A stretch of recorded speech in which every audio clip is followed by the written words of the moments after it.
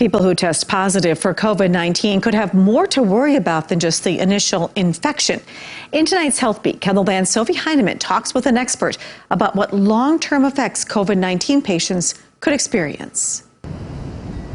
Patients who become infected with COVID-19 can experience symptoms including loss of taste and smell, fever, shortness of breath, and fatigue. But even after recovering, some symptoms could still linger. But there are people that they're already starting to call the COVID long haulers. And I don't know who came up with that term, but the long haulers appear to have a longer, more fatigue-like syndrome afterwards.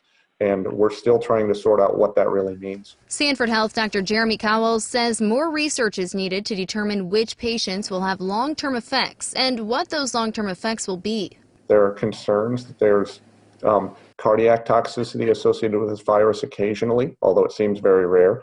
There are even concerns about lingering effects in the brain, and the lingering effects in the brain are really poorly characterized right now. While there are still a lot of unknowns, he says this virus in particular seems to be better at forming blood clots than most. Because of that, there's a great deal of discussion in the medical literature right now about whether or not blood thinners are the right thing to do and what doses they are while people are in the hospital, and even whether or not blood thinners are the right thing to do for people as they leave the hospital. He says patients who are hospitalized will be put on blood thinners to prevent clots from forming.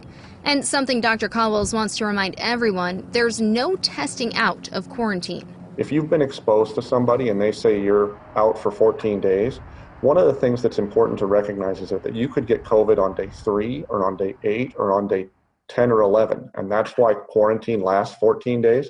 And the most important part to remember is a negative test on day 3 doesn't clear you for 14 days. Something he says people should be prepared for, all in an effort to protect others. With Health Beat, I'm Sophie Heineman. Dr. Caldwell adds there are rare instances of complications where the virus affects the heart muscles in relatively young and healthy people. He says people who test positive but aren't hospitalized should monitor for symptoms, including chest pain and tightness or shortness of breath as you resume regular activities.